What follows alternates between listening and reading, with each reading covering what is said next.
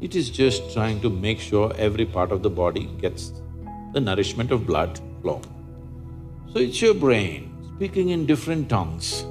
So before you invest this life into something, you must look whether today if I invest my life into this, after 25 years, will it still mean a lot to me? After 50 years, will it still mean a lot to me? At the end of my life, if I turn back and I look, will I be proud of this or will I be ashamed of what I'm doing right now?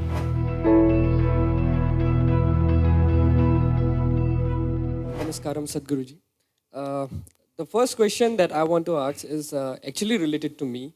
I'm in the last year of engineering, so now there is a very big decision that I have to make now, and people have told me that if I take decisions from my heart, I'll be successful in life.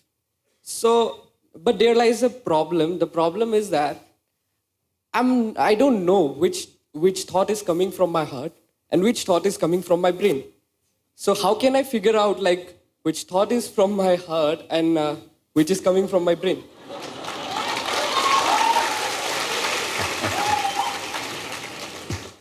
The heart makes only two sounds, lub-dub.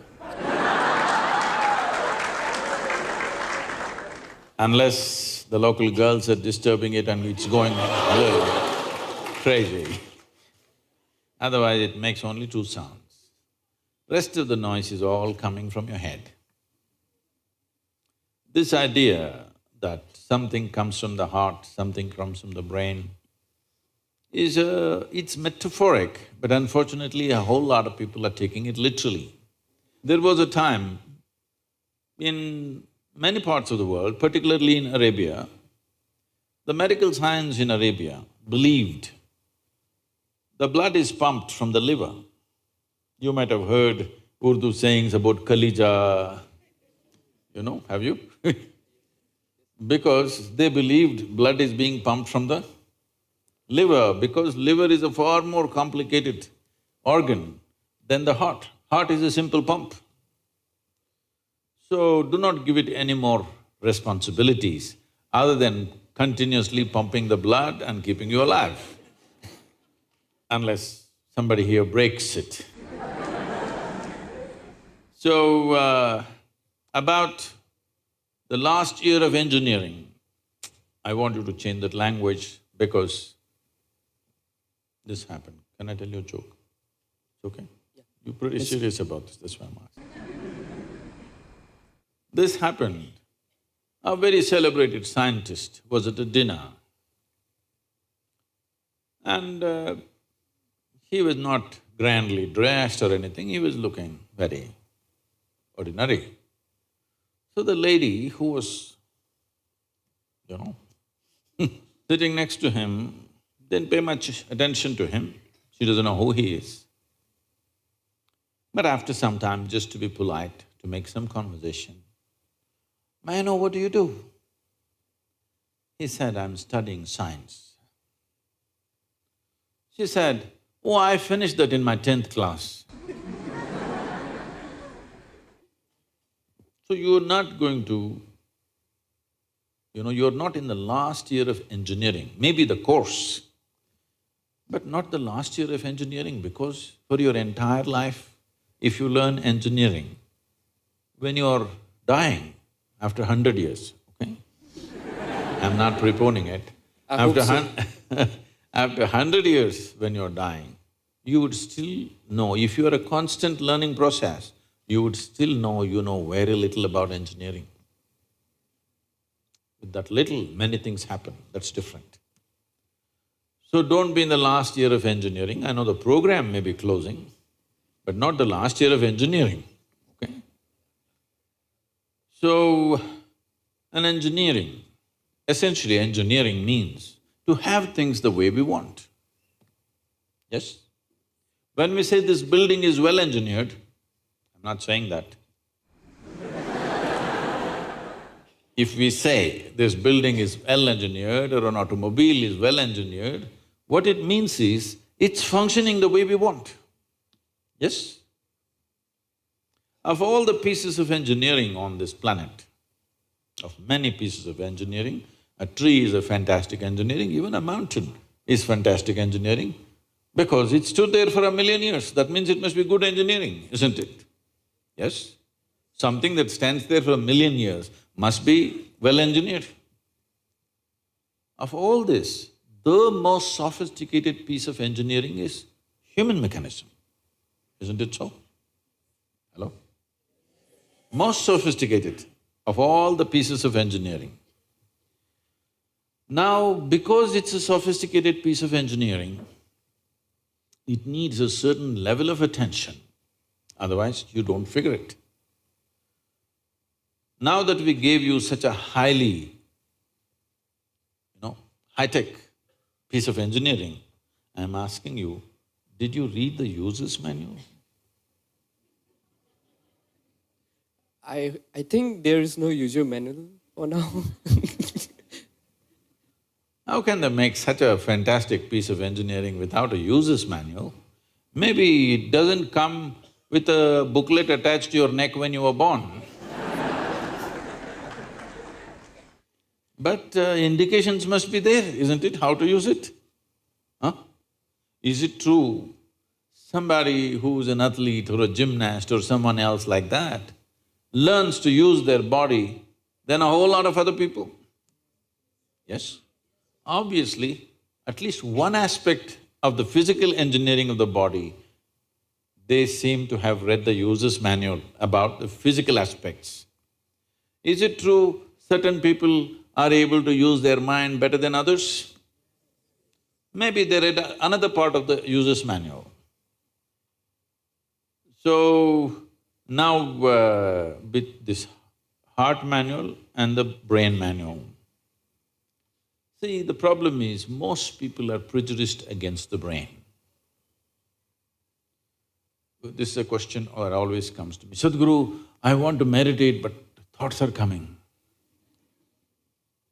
The common question everywhere. I ask them, see, I'll make you meditate. We will stop the liver, we'll stop the kidney, we'll stop the heart, we'll stop everything, okay? Oh, no, Sadhguru. So you want the liver to function when you're meditating. You want the kidneys to function. You want even the spleen to function, you want the heart to function. But you don't want your brain to function for some reason. This is simply because brain is a new equipment that you got in the evolutionary process. This level of cerebral development happened more recently compared to the other systems. If you cut open any mammal, they all have all these parts, isn't it? Every part that you have here, all of them have. Even if you open a frog, most of you, you're biology department.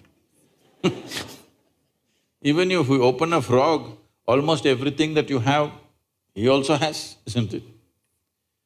It is only… the big difference is only the cerebral development, which is a more recent happening. Because it's a more recent happening, most people have not figured how to handle it. So, user's manual is very important. You don't read a user's manual just before you discard the machine. You read it in the first few days, isn't it? Hello? If you buy a phone, do you want to read the user's manual in the first 3 days or after 3 years when you're throwing it away? First 3 days, isn't it? So, knowing how this functions is very important. Never did ever heart generate any thought or intention. Well, when you looked at the young girl, heart beat more, that doesn't mean it's saying anything, it's just trying to compensate for the other levels of excitement that's happening.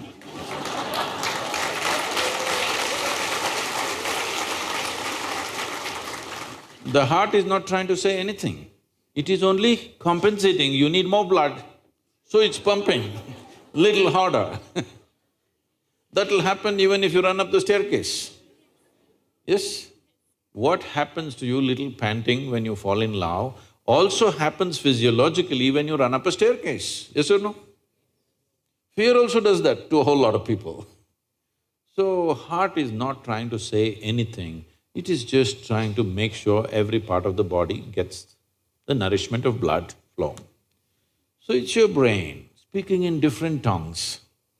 What's your native language? What's your mother tongue? Asmis. So, because when you know 2, 3 languages, sometimes it gets confused, sometimes it speaks in English, sometimes in Assamese, sometimes in something else. So you're thinking different people are speaking, heart is speaking, mind is speaking, no. There is thought and there is emotion. People think these two things are saying different things. They're not saying different things. The way you think is the way you emote, isn't it so? Right now, if I think, oh, she's the most wonderful person on the planet, I just have to think. Then my emotions become sweet towards her. Now I think she's the most horrible creature on the planet. Now my emotions become nasty. Yes or no? I cannot think she's horrible and have sweet emotions. I cannot think she's wonderful and have nasty emotions, isn't it so? But today, I thought she's the most wonderful person and my sweetness was flowing. Suddenly she did something tomorrow that I don't like. I think she's horrible. Thought is agile, it changes direction just like that. Emotion is little sappy. It takes time to turn around. So that period, you struggle as if there are 2 dimensions of thing happening. Because thought is saying one thing, emotion is still going sweet, because it takes time to become nasty. Everybody struggles, but it catches up or no after some time? Hello? Today you thought she's wonderful, sweetness was flowing, tomorrow she did something you don't like, you thought she's horrible. The thought is clearly saying she's horrible, but emotions are struggling because they can't turn quickly. They take time to turn. But after a week or 10 days or 2 months, depending on how deeply you're engaged, after some time, emotion catches up with the thought. Emotion also says, yes, she's horrible, so let's be nasty to her. So, they're not speaking different languages. One is agile, another is little slow in its corners. So, it looks like they're speaking different languages. When it comes to what you want to do, you must think clearly, it's very important. Thinking clearly means, the question is not about what will get me this, what will get me that. Is your life precious to you? All of you, I'm asking. Your life, is it precious to you? Yes. So before you invest this life into something, you must look whether today if I invest my life into this, after 25 years, will it still mean a lot to me? After 50 years, will it still mean a lot to me? At the end of my life, if you turn back and I look, will I be proud of this or will I be ashamed of what I'm doing right now? Doesn't matter what other people say. But you should not do anything that you will feel ashamed of, isn't it so? Huh? It doesn't matter, people say so many things. Everybody has an opinion, it's their business. But you don't do something that you will feel ashamed of, isn't it? Then you're turning against yourself. Somebody turns against you, you can leave them and go somewhere else. If you turn against yourself, you'll have to live with it forever.